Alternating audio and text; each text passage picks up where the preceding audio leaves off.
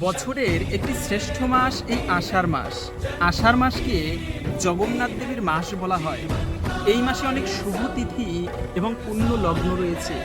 যেমন এই আষাঢ় মাসে জামাই ষষ্ঠী তিথি বা অরণ্য ষষ্ঠীর ব্রত পালন করা হয়।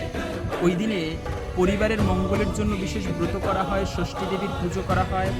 তার থেকেও গুরুত্বপূর্ণ, এই আষাঢ় মাসে অম্বুবাচী তিথি পালন করা হয় ধরিত্রী দেবীর কৃপা লাভের জন্য।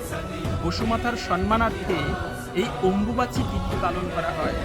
বসুমাতা তিনি ঋতুমতী হয় এবং সেই সঙ্গে এই আষাঢ় মাসেই আবার বছরের শ্রেষ্ঠ একাদশী পাণ্ডবা নির্জলা একাদশী ব্রত রয়েছে। কিন্তু যে ব্রত পালন করলে 12টি একাদশী ব্রতের সমান ফল প্রাপ্ত হওয়া যায়। এবং সেই সঙ্গে এই আষাঢ় মাসেই পূর্ণিমা তিথি হচ্ছে গুরু পূর্ণিমা, যেদিনে স্বয়ং ব্যাসদেব আবির্ভূত হয়েছেন, এজন্য তিনি হচ্ছে আদি গুরু। তাই সেই গুরু পূর্ণিমাও অত্যন্ত মাহাত্ম্যপূর্ণ এই মাসেই পড়েছে। তবে সব থেকে শ্রেষ্ঠ হচ্ছে এই আষাঢ় মাসে সেই রথযাত্রা উৎসব পড়েছে। যে রথযাত্রা, ভগবানকে রথপুরী দর্শন করলে পুনর্জন্ম ন বিদ্যতে। এজন্য শাস্ত্রে রয়েছে রথে চ বামনাম দৃষ্টা পুনর্জন্ম ন বিদ্যতে।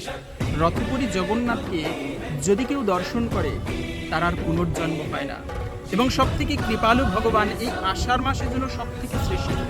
আর এই মাসে আপনারা বিশেষ করে সব সময় না পারলেও বিশেষ শুভ দিনগুলোতে আপনারা জগন্নাথকে ভোগ নিবেদন করে সেই প্রসাদ গ্রহণ করতে পারেন।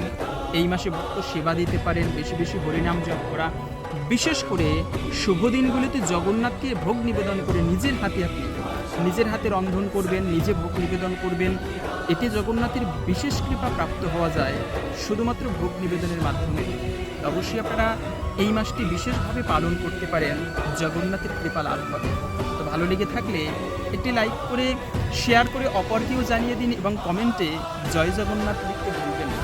ফলো করে আমাদের সাথে যুক্ত থাকতে পারেন। হরে কৃষ্ণ।